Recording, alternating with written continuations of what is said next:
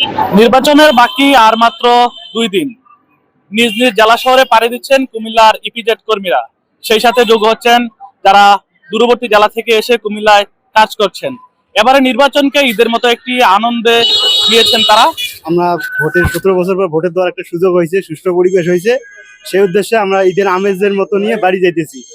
এখন আমাদের আরো চাওয়া হলো আপনারাও সবাই আসেন ভোট দেওয়ার জন্য, যারা ভোটার হয়েছেন।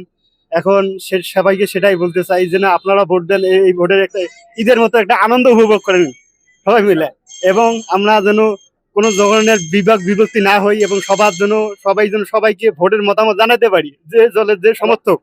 সেখানে আমরা এখন চাইবো যে আপনারা ভোটের শরিক হন।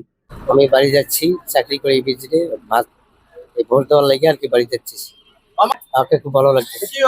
সাথে আমার ওয়ার্ড আছে, মাছের ব্যবসা করি, দেশের বাড়ি কুড়িগ্রাম। খুব ভালো লাগতেছে, আনন্দ লাগছে। ভাই, আমাদের বাড়ি কুড়িগ্রাম। আমি কুমিল্লায় কৃষি কাজ করি। আমি ভোটের জন্য বাড়ি যাচ্ছি। 17 বছর পর ভোট দেবো এবার। আমি খুব খুশিতে আছি আর কি। চল। আমার নাম আব্দুল লতিফ।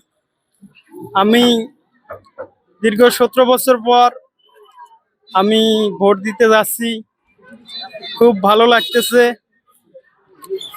আমার পরিবার নিয়ে আমি যাচ্ছি, খুব শান্তি লাগতেছে।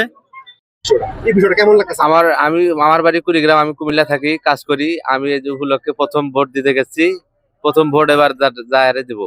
আমরা হা ভোটের পক্ষে এবং দেশের সংস্কারের পক্ষে, বাট আমরা তারপরেও চাইবো যেন দেশের যে অগ্রযাত্রা, যে পিছনে যে আমাদের যে শৈশবকাল কিশোরকাল দেখে আইছি, সেটা যেন আর পুনরায় দেখতে না হয়। আমাদের বাচ্চা, আমাদের শিশু, আমাদের যারা যারা জেনারেশনে আসেন, তাদেরকে সবাইকে বলবো আপনারা হা ভোটের পক্ষে আসুন এবং দেশ গড়ার অংশীদার হন।